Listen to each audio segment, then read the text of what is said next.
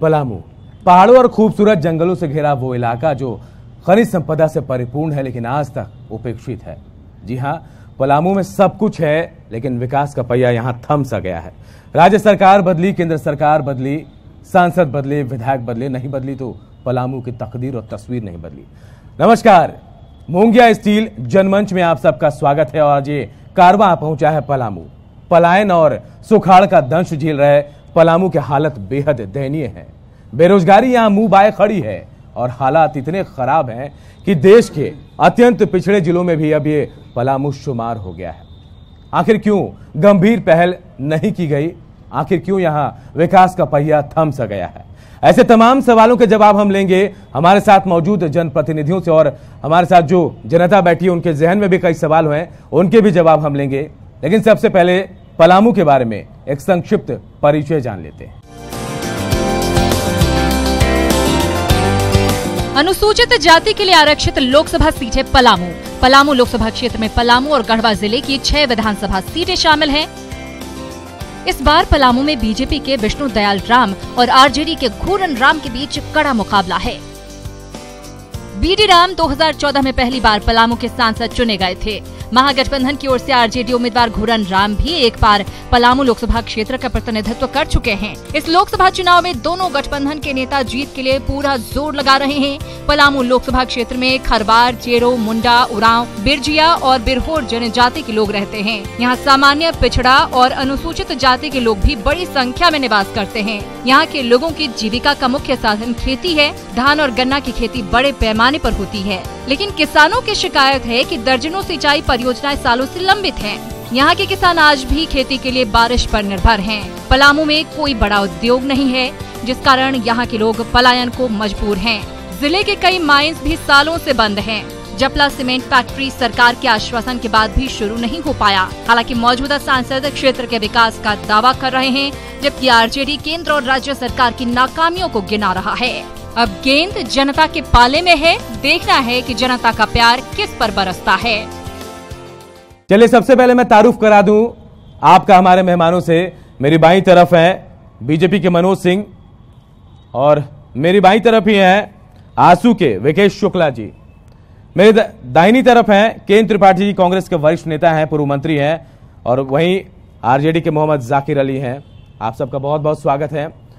चलिए, आप सबको मैं एक एक मिनट का वक्त दे रहा हूं। सबसे पहले मैं मनोज जी आपके पास आता हूं। 1 मिनट में आप ये बताइए कि जनता आपको क्यों वोट दिया, आपको क्यों चुनेगी? आपका टाइम शुरू होता है। आप जनता हमें जो पिछले 5 वर्षों का इस केंद्र सरकार का जो योजना है, जो कार्य है, जो हमारे यहाँ राज्य सरकार की योजनाएं हैं, जो कार्य है, उन योजनाओं के आधार पर जनता हमें वोट देगी। क्योंकि हमने ऐसा योजना चलाया जो आजादी के बाद से जो विकास जिस क्षेत्र में नहीं पहुंचा था, अंतिम व्यक्ति तक नहीं पहुंचा था, उन तक विकास पहुंचाने की योजनाएं हमारे केंद्र के आदरणीय नरेंद्र मोदी जी की सरकार और इस राज्य के आदरणीय रघुवर दास जी की सरकार ने उन योजनाओं को धरातल पर उतारने का काम किया है, जिससे गरीबों का विकास हो सके। चलिए, बहुत बहुत शुक्रिया आपका।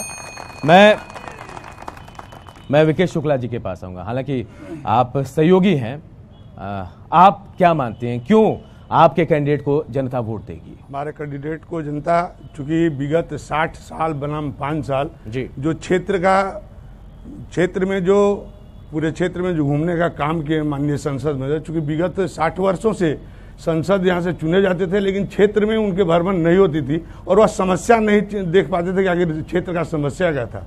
विगत 5 वर्षों से हमारे सांसद पूरे क्षेत्र में अपने डोर टू डोर कैंपेनिंग पूरे क्षेत्र में किए हैं और सभी जगह घूमे हैं। इसलिए जनता हमको बेहतर तरीके से जान रही है और इसलिए हमको वोट देगी। चलिए, बहुत बहुत शुक्रिया आपका। केन त्रिपाठी जी, आप गठबंधन में कांग्रेस से, आपके उम्मीदवार को क्यों वोट देगी जनता, क्यों चुनेगी? इसलिए क्योंकि 2014 में जब इनकी प्रधानमंत्री के उम्मीदवार ने पूरे देश में घूम घूम कर जो घोषणा किया, जो घोषणा पत्र जारी किया, उसमें एक भी काम उस घोषणा पत्र से इस देश में नहीं हुआ। इनके राज्य के मुख्यमंत्री ने इस राज्य को पिछले 5 वर्षों में ऐसी स्थिति में ढकेल दिया कि राज्य बनने के बाद ऐसी स्थिति में राज्य गया ही नहीं। राज्य का विकास पूरी तरह अवरुद्ध हो गया। इसलिए अब इनको नकार देना जरूरी है। इन्होंने यहाँ पर पलामू में, चतरा में, झारखंड के अधिकांश लोकसभा क्षेत्रों में दूसरे राज्यों से ला करके उम्मीदवार दिया है। यहाँ की जनता के मर्दांगिनी को ललकारा है कि क्या यहाँ झारखंड में कोई व्यक्ति नेतृत्व करने लायक है। वक्त खत्म होता है, मैं आपको रुकूंगा। एक मिनट का वक्त था। केंद्र त्रिपाठी जी, एक मिनट का वक्त था। जाकिर अली साहब, आप गठबंधन में हैं, आप लगातार दावा भी करते रहे, क्यों चुनेगी आपके गठबंधन की? देखिए, हमारे जो प्रत्याशी हैं घूरन राम जी, जी, पहले भी इनका 18 महीना का कार्यकाल रहा है और बहुत ही सराहनीय कार्य रहा है। यहाँ कम से कम 5 ट्रेनें जो हैं जी, चाहे वो राजधानी हो, गरीब रथ हो, संभलपुर हो, गरीब रथ हो, चौपन टू रांची हो, और खास करके किसानों का लोन इन्होंने माफ कराया। ये बहुत बड़ी उपलब्धि है और हमारे जो प्रत्याशी हैं वो सबों से मिलते हैं, वो किसी दीर्घा में नहीं घिरे रहते हैं। यहाँ जो दूसरे प्रत्याशी हैं वो कहीं ना कहीं घिरे हुए हैं, लेकिन हमारे प्रत्याशी हर के दरवाजे पर जाते हैं। और इनका बिल्कुल गलत बात है कि ये 5 साल घूमते रहे हैं। आज इनका विरोध हरिहरगंज में भी हुआ, जपला में भी हुआ, हर जगह इनका विरोध हो रहा है कि ये 5 साल तक रहे ही नहीं अपने क्षेत्र में और नहीं इन्होंने कोई विकास का काम। चलिए बिल्कुल, आपका वक्त खत्म होता है। चलिए, तमाम लोग, आप लोग दावे कर रहे हैं कि आपके उम्मीदवार क्यों जीतेंगे, क्यों वोट मिलेगा उनको, तमाम दावे। चलिए, मेरा एक सवाल आप तमाम लोगों से, सबसे पहले मनोज जी आपके पास आता हूं। सरकार केंद्र में भी आपकी, प्रदेश में भी, सांसद आपके, कई सरकारें आई, सांसद गए, विधायक गए, हालात आप लोग क्यों नहीं बदल पाए पलामू की? देखिए, ये आपके नजरिए में पलामू का हालात लगता होगा कि नहीं बदला है, लेकिन अगर डाटा वाइज अगर आप बात करते हैं तो पलामू का विकास, जिसको चहुमुखी विकास कहते हैं, आप सुदूरवर्ती इलाके में जाकर के देखिए कि कैसे सड़कें बनी हैं जी। आज जो हमने वादा किया था कि हम हर गांव में बिजली पहुंचा देंगे, हमने बिजली पहुंचाया है। गढ़वा बाईपास नहीं बना पाए आप लोग, जान से आप भी शादी बरी होते हैं। गढ़वा बाईपास आपको जानकारी होगी, गढ़वा बाईपास स्वीकृत हो चुका है। कितनी बार उद्घाटन होगा? एक बार पहले हो चुका, नहीं, फिर हो गया। आप पे आरोप लग रहा है कि चुनावी वादे हैं, चुनावी स्वीकृति है। ऐसी नहीं होती है। ये सरकार के अधीन में आप जाकर के इस मंत्रालय से जाकर के आप PWD, चलिए मैं केंद्र त्रिपाठी जी के पास हूं। त्रिपाठी जी, कितना इत्तेफाक रखते हैं, दोबारा शिलान्यास कितनी बार होगा? भारत के प्रधानमंत्री ने ला करके 25 करोड़ रुपया उसका खर्चा किया जिसका शिलान्यास कर्पूरी ठाकुर ने 1972 में किया था। और तो और पानी वहां से खुलेगा तो जाएगा कहां?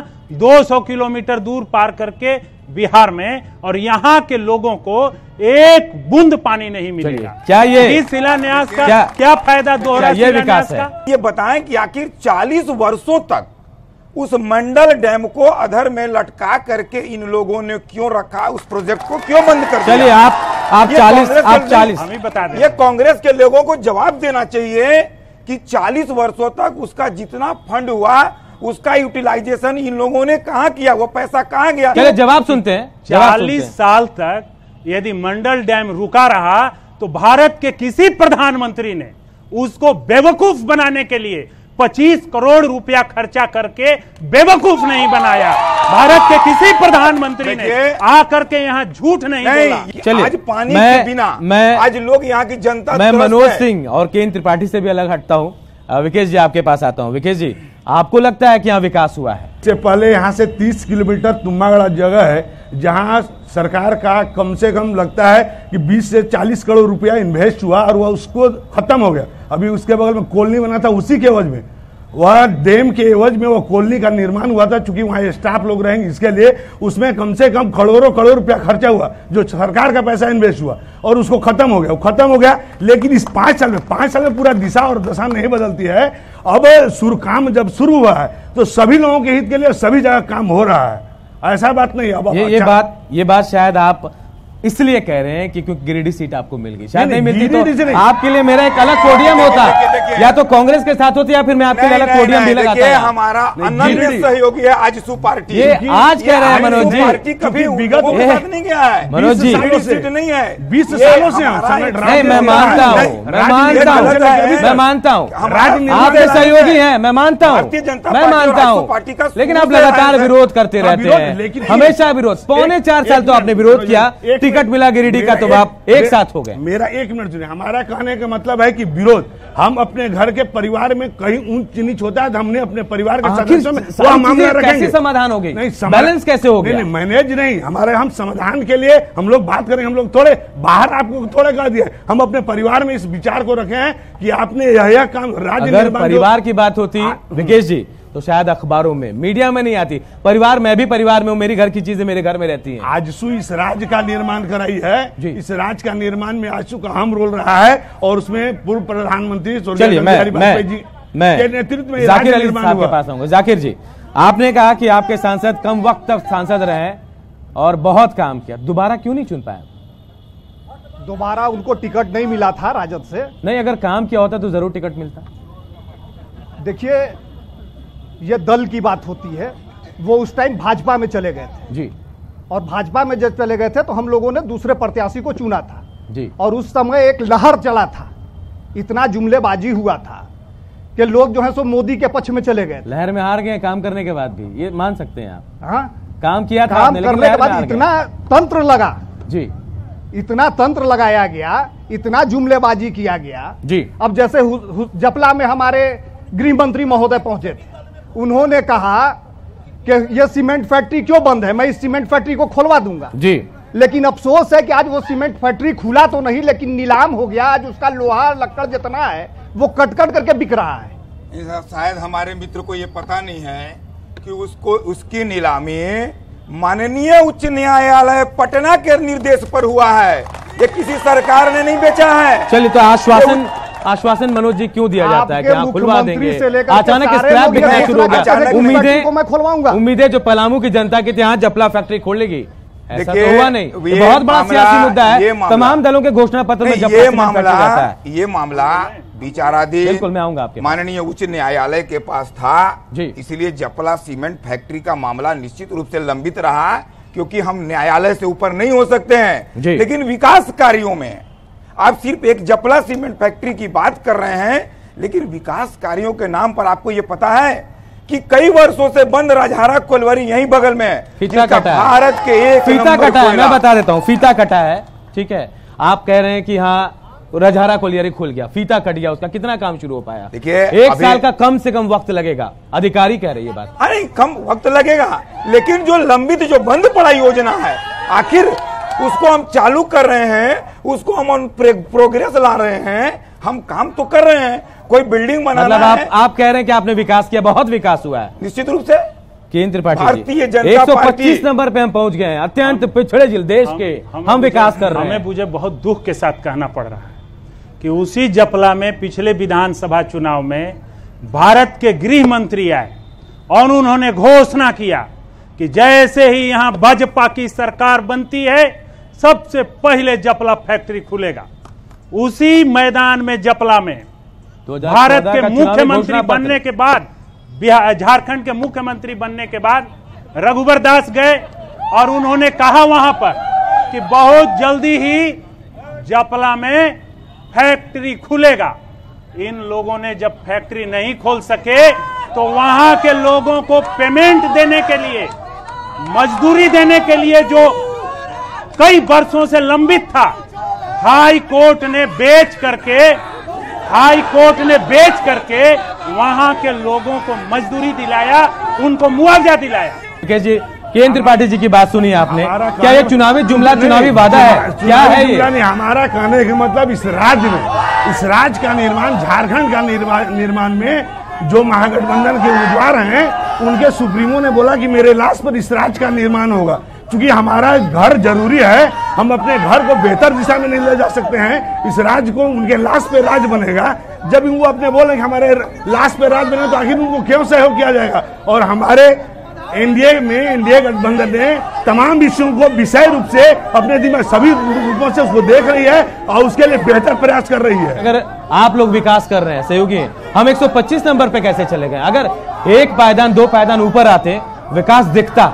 मैं भी आ रहा हूं, मैंने भी पूरी सड़कों को छाना है, मुझे भी वैसी चीजें ना बस का शेड मिला, कहीं कुछ नहीं मिला नहीं मुझे। अपने माननीय सांसद श्री विष्णु दयाल राम जी ने सभी जगह पर बस का शेड लगाया है। और जहां तक सड़कों की बात है, आप यहां से चलें, आप वहां से चलें, रामगढ़ प्रखंड सबसे सुदूरवर्ती प्रखंड है यहाँ डाल्टनगंज विधानसभा का। आप जा करके देखे, आज उस जगह पर किसी ने देखने का जब हिम्मत नहीं किया, तो आज 7 ऐसे रोड प्रमुख सड़कें वहां पर बन रही है 6-7 किलोमीटर तक अंदर तक का। आप भंडरिया बड़गढ़ चले जाएं, आप पड़वा से लेकर के छतरपुर सड़क देखिए, आप जपला से हरिहरगंज छतरपुर जपला सड़क को देखिए, आप कितनी सड़कों की बात करें। मुझे बाईपास की बात बता दीजिए आप। मैं तो अभी भी कह रहा हूं, मुझे यही जानकारी मिली कि उद्घाटन के नाम पे कहा गया उद्घाटन होगा। शायद बीजेपी के लिए चुनावी मुद्दा, आप वोट मांग सकते हैं, लेकिन विपक्ष ये कह रही है सिर्फ वोट मांगने के लिए फीता कटा है। हम डाटा बेस बात करते हैं, हम आंकड़ों के आधार पर बात करते हैं, डाटे पर ही मैं भी बात काम पर मैं बात करता हूँ। आपके पास अगर डाटा है तो हमारे पास भी डाटा है। और मोदी सरकार और रघुवर दास जी की सरकार में जिन योजनाओं का शिलान्यास हुआ है, उन योजनाओं का उद्घाटन हुआ है। मैं एक एग्जांपल देता हूं, मैं एग्जांपल देता हूं आपको। कॉर्पोरेशन ऑफ इंडिया मेदिनीनगर का शहरी जलापूर्ति फेज 2 शुरू नहीं हो पाया, 2 बार टेंडर आया, शुरू नहीं हो पाया। पानी के लिए परेशान है लोग। कहां पर? मेदिनीनगर फेज 2 पेयजल जलापूर्ति। मेदिनीनगर फेज 2 में हमने अपने सरकार में, भारतीय जनता पार्टी की सरकार में 58 करोड़ की योजनाएं आई। ये ठेकेदार नहीं आई, भी काम भी लगा, ये ठेकेदार के नेग्लिजेंसी से। आपको बदल देना था ठेकेदार। हम इतना तो कर सकते थे। आप बदला है, हमने उसको टेंडर निकाला है। क्यों शुरू नहीं हो पाई? नहीं, हमने टेंडर निकाला है 2 बार, एक बार नहीं 2 बार। हम काम हर स्तर पर काम भारतीय जनता पार्टी पूरा करना चाहती है, लेकिन किसी व्यक्ति विशेष, किसी कॉन्ट्रैक्टर के गलती से अगर कोई काम यही सवाल मेरा यही है, सवाल मेरा यही है कि कॉन्ट्रैक्टर आप पर हावी हो रहा है। त्रिपाठी जी, मैं आपको ये बताना चाहता हूं कि ये इन्होंने प्रशासनिक तौर पर हर काम में जब इनकी सरकारें विफल हो गई, तो जनता को बेवकूफ बनाने के लिए, चाहे आपका रजहारा कोइलवरी हो, चाहे आपका मंडल डैम हो, चाहे आपका सेकेंड फेज पाइपलाइन हो, इन सारी योजनाओं को आकर के चुनाव के कुछ दिन पहले फीता काट करके जनता को बेवकूफ बनाने जाते हैं। चलिए जाकिर अली साहब, आप आपके सांसद रहे हैं, आप यहाँ दावा करते हैं आपका वोट कैडर है, आप दावा करते हैं, क्या क्या काम किया आप लोगों ने? हमने तो बताया तो मैंने कहा क्यों नहीं जीत के आए फिर? क्यों आप हम जब चले गए वो क्या चीज? पार्टी से अलग हो गए, दूसरे पार्टी से लड़ने आ जाते हैं, फिर उसी पार्टी से आ जाते हैं। आपको पहले ही हम जवाब दे दिए, पहले ही जवाब हम दे दिया। जनता भरोसा कैसे करेगी? जनता भरोसा करेगी क्योंकि हमारा प्रत्याशी बिल्कुल अच्छे तरीके से जनताओं के बीच में आया है और निष्पक्ष रूप से काम करेगा। मैं गुजारिश करूंगा, इतना काम करने वाला सांसद पलामू को नहीं मिला था। चलिए मुख्यमंत्री, मैं आप सबको रोकूंगा, सुनिए। चलिए, सबसे बुजुर्ग हैं, किनसे आपका सवाल है, पहले ये बताएं आप। हमारा सवाल भारतीय जनता पार्टी से है, ये बतावें कि ये बार बार अपने प्रधानमंत्री का नाम क्यों लेते हैं, यहाँ के प्रत्याशी का नाम क्यों नहीं लेते? प्रत्याशी इनका बहुत दिन क्षेत्र में रहा, बीमार की स्थिति में घर में पड़ा रहा, न जनता से मिला, न जनता का विकास हुआ। चलिए मनोज जी, ये सवाल आपसे है। आप प्रधानमंत्री के नाम पे चुनाव लड़ रहे हैं, बीडी राम के नाम पे। मैं एक बात कहना चाहता हूं जी कि हमारे प्रत्याशी पूरे कंस्टिट्यूएंसी में, और ये कोई डाटा फर्जी नहीं है जी, 39% रहे, पार्लियामेंट चला 31% डेज, और रांची में यहाँ की योजनाओं की स्वीकृति के लिए 21% डेज पूरा क्षेत्र में। प्रधानमंत्री को यहाँ से चुनाव लड़ा दीजिए आप। एक व्यक्ति नरेंद्र मोदी शायद इस 543 के 543 सीट पर यहाँ की देश की जनता चाहती है। चलिए मैं दूसरा सवाल लेता हूँ जी, बैठ जाइए।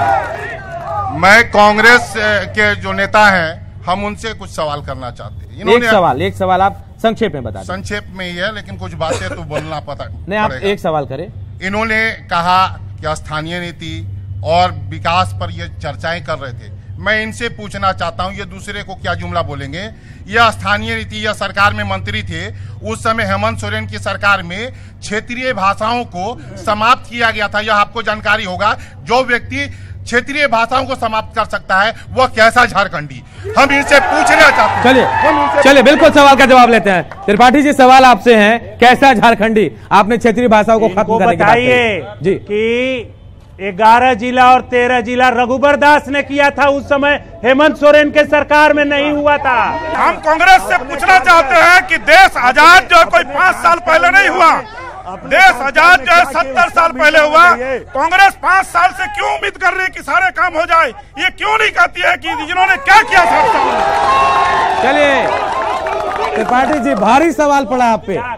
कह रहे हैं कि कांग्रेस क्यों उम्मीद करती है कि 5 साल में सब कुछ ठीक हो जाए? 50 साल तो आपने राज किया है। आज देश में जितने बड़े बड़े भाखड़ा नंगल से लेकर के हीराकुंड तक डैम बने हुए हैं, जिससे पंजाब से लेकर के वहां कन्याकुमारी तक पटवन हो रहा है। मैं राजद के प्रवक्ता से पूछना चाहता हूं कि यही इनके सुप्रीमो माननीय लालू प्रसाद यादव जी कहते थे कि भूरा बाल साफ करो, फिर आज कैसे ये भूरा बाल को वोट लेना चाह रहे हैं, ये बताइए। लालू प्रसाद यादव जी ने अभी अपना एक किताब लिखा है जेल में से, और उसमें साफ किया है कि मैंने ये नारा नहीं दिया था। कैसे नहीं दिया था? तमाम प्रतिनिधि हमारे साथ यहाँ मौजूद हैं, सवालों के जवाब भी दे रहे हैं। सवाल भी बहुत खतरनाक, बेधड़क जवाब भी मिल रहा है, लेकिन हमारे साथ कुछ महिलाएं भी हैं, उनके पास भी जाते हैं हम।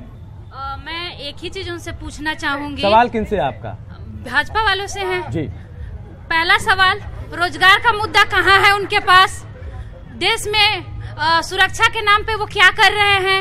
तीसरी चीज, पलामू में बीडी राम जी का विकास क्या है? चौथा चीज, 2014 में मोदी जी ने अपना मेमोरेंडम में डाला था कि महिलाओं को 33% आरक्षण दिया जाएगा। वो मुद्दा कहाँ है? सिर्फ और सिर्फ बीजेपी के बाद एक ही एजेंडा रह गया है, धर्म में विभाजित करो, हिंदू मुस्लिम करो, ठीक है, और विभाजित करो, ठीक ना? उसके बाद उनके पास कोई मुद्दा नहीं रह गया। चलिए मैं जवाब लेता हूँ। सवाल बहुत सशक्त है, आपको जवाब देना होगा। मेरी गुजारिश है भाई, मेरी गुजारिश है आप लोगों से। जवाब देते हैं।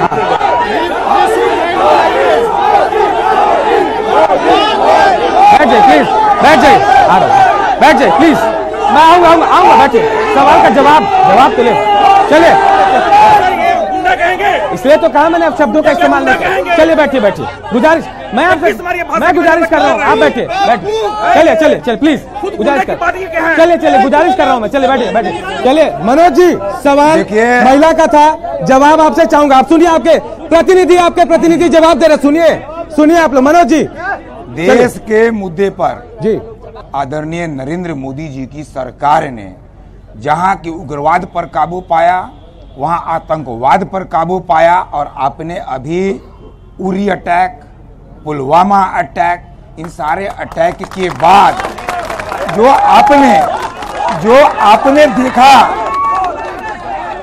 आपने देखा कि पाकिस्तान में घुसकर, मैं गुजारिश करूंगा, सुनिए प्लीज बैठ जाइए। ठिकाने पर पहले प्लीज, मोहम्मद के ठिकाने पर आदरणीय नरेंद्र सुनिए, सरकार ने मैंने आप लोगों की गुजारिश पर सवाल लिया है, मैंने सवाल लिया है।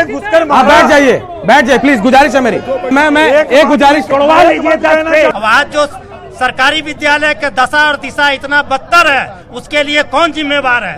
क्या आप अपने स्तर से ये कम से कम घोषणा करिएगा कि हमारा बच्चा सरकारी विद्यालय में जाए, ताकि विद्यालय की स्थिति और गुणवत्ता बेहतर हो सके? ये दर्द झलक रहा है मनोज जी, आपसे भी, त्रिपाठी जी आपसे। दर्द है, शायद उतने पैसे नहीं कि प्राइवेट स्कूल में अपने बच्चों को पढ़ा पाए, शायद ये वही दर्द है। आप शिक्षा बेहतरी की बात करते हैं, बच्चे मिड डे मील खाते हैं, घर चले जाते हैं। आप पूछ लीजिए जिनका केंद्र और राज्य सरकार। चलिए मैं मनोज जी से ही करता हूँ।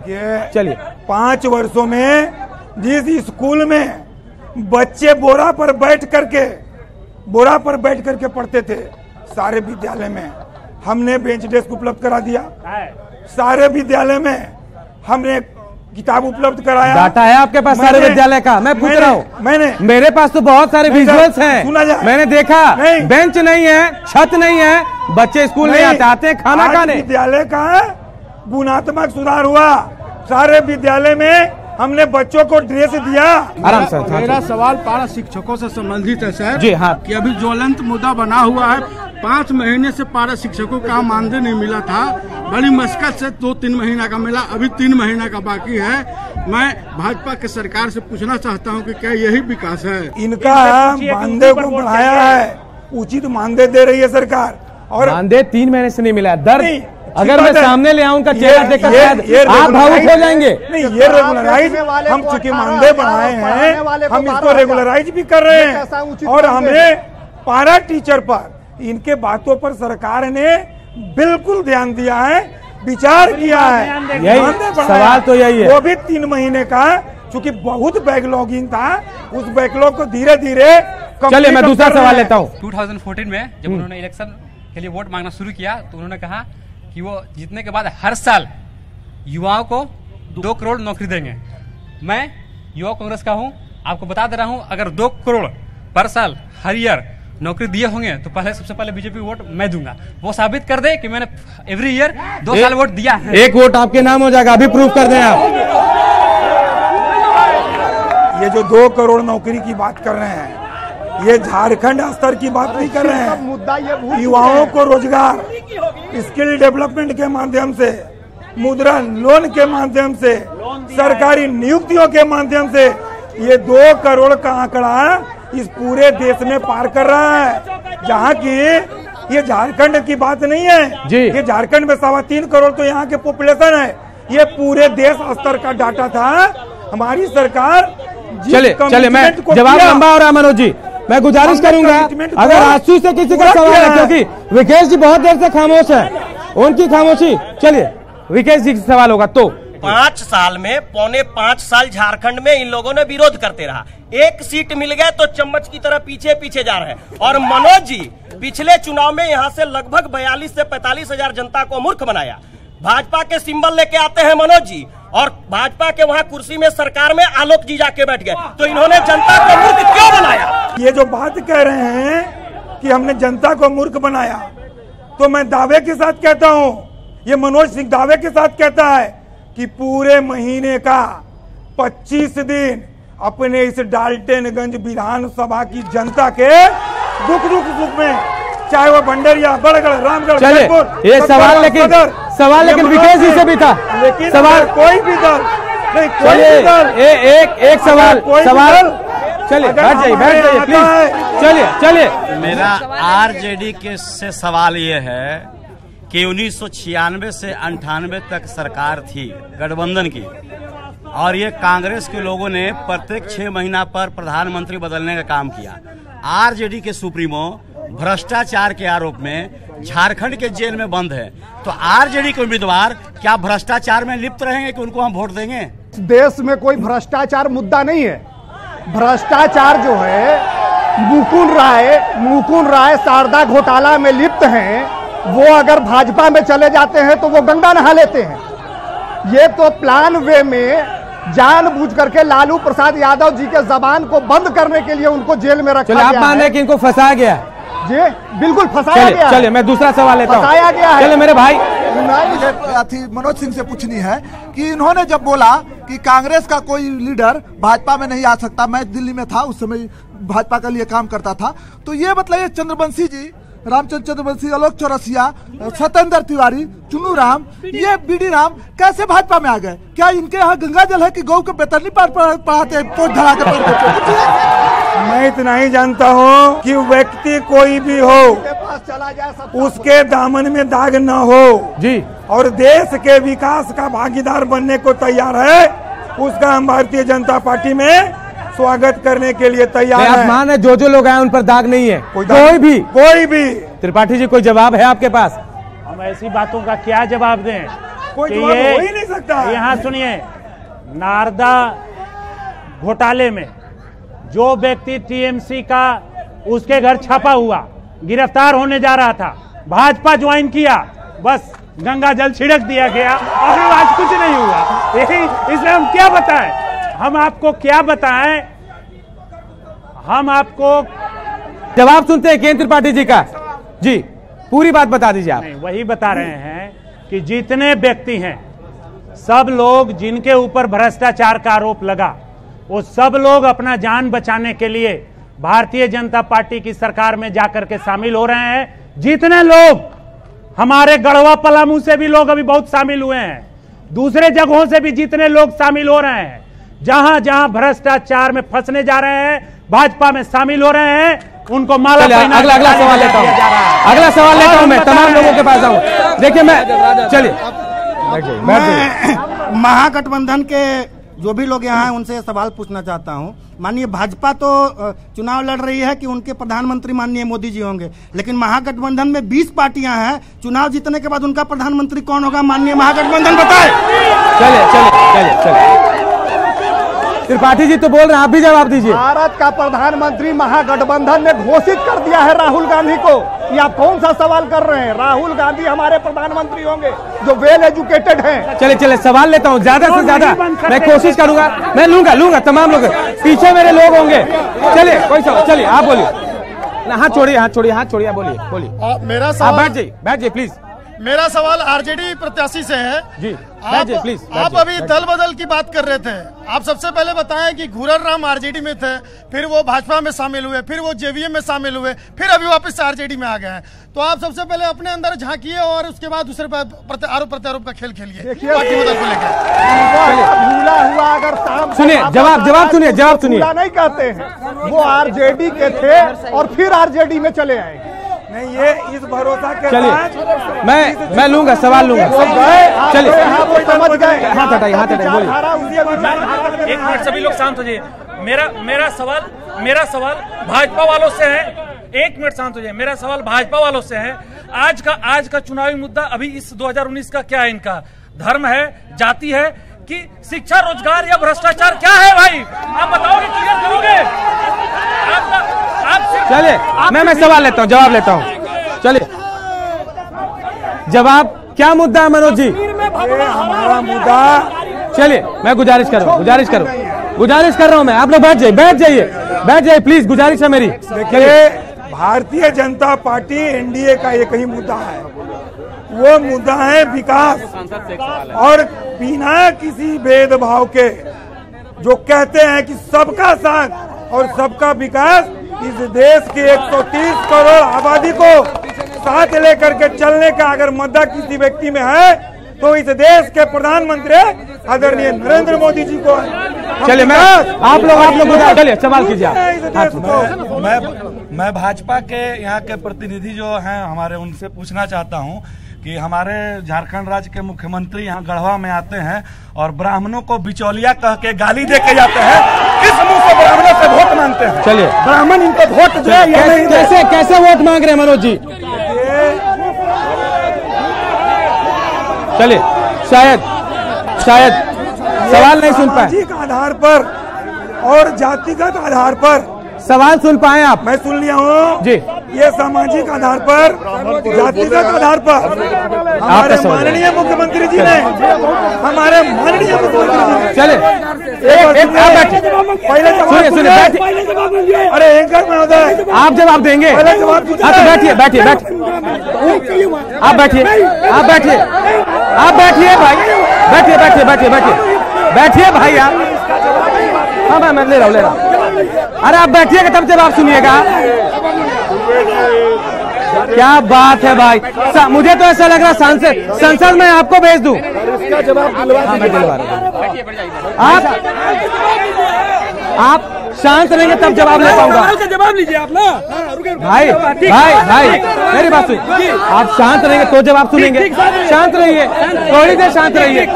हाँ चलिए आप शांत रहिए बस। मैं गुजारिश कर रहा हूँ, बैठिए प्लीज, गुजारिश है मेरी। भाई मैं बार बार आप लोगों को कह रहा हूँ।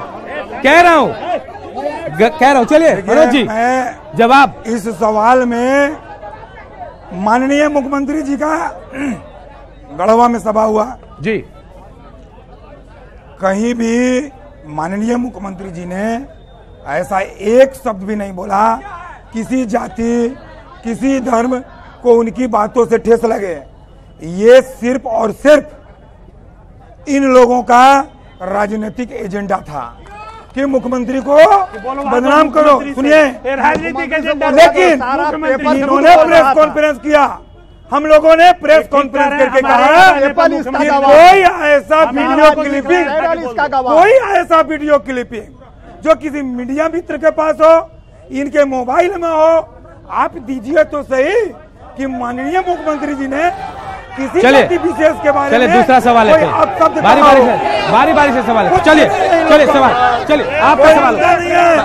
बस खामोश रहिए प्लीज, गुजारिश है मेरी, आप लोग पूछने दीजिए लोगों को। चलिए छोड़ दीजिए आप। मैं ठगबंधन के लोगों से पूछना चाहता हूं कि इनके अनुसार भ्रष्टाचार कोई मुद्दा नहीं है, चारा घोटाला इनको नेशनल परमिट मिला हुआ है। एक सेकंड सुनिए पूरा सवाल आप सवाल करें, आरोप नहीं सवाल। माननीय पूर्व मंत्री जी कहते हैं कि यहाँ डैम बनेगा तो पानी उड़ के बिहार चल जाएगा। क्या उड़ के पानी चला जाएगा बिहार की पलामू को छूते हुए जाएगा? चलिए इसका जवाब दे चुके हैं, त्रिपाठी जी जवाब दे चुके हैं। चलिए मैं दूसरे लोगों के पास आऊँ। चलिए बोलिए। मैं कांग्रेस चलिए सुनिए, बैठिए प्लीज, मैं आऊंगा आप सबके बीच में, सबके पास आऊंगा। मैं कांग्रेस और आरजेडी जी और जो भी इनके महागठबंधन की जितने भी पार्टियां हैं, मैं उनसे ये पूछना चाहता हूं कि पूरे देश में ये गुलामी से कब मुक्ति देंगे? इनके जो पूरे कांग्रेस पार्टी है पूरे देश में, क्या कोई ऐसा एक भी काबिल व्यक्ति नहीं है जो कि कांग्रेस के बाद राहुल के बाद प्रियंका के बाद वाड्रा, क्या कोई पूरे देश में एक भी व्यक्ति नहीं है जो कि अध्यक्ष बन सके? चलिए जवाब देंगे त्रिपाठी साहब, जाकिर अली साहब जी। गुलामी से आजादी भी कांग्रेस ने दिलवाया था। इनके एक भी लोग का नाम आप बता दीजिए जो शहीद हुए हो। शहादत पहले भी दिया था कांग्रेस ने और बाद में भी श्रीमती इंदिरा गांधी और राजीव गांधी ने इस देश के लिए शहादत दिया है। ये गलत बोलते हैं। चलिए मैं एक सवाल तमाम लोगों से पूछता हूँ, एक सवाल पूछ रहा हूँ, आपको क्या लगता है आपका जो सांसद हो कैसा होना चाहिए? आप वहीं से बताएं।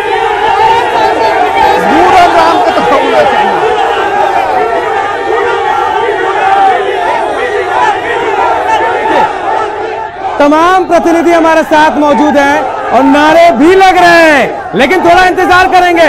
इन नारों को पीछे का सच भी सामने आएगा जब वोटिंग काउंटिंग होगी और मतों की गिनती होगी। जब रिजल्ट सामने आएंगे तब पता चलेगा इन मतदाताओं ने किसे अपने दिल में बसा है, किसे जीत दी है। फिलहाल जनमंच में इतना ही, मुझे दीजिए इजाजत, नमस्कार।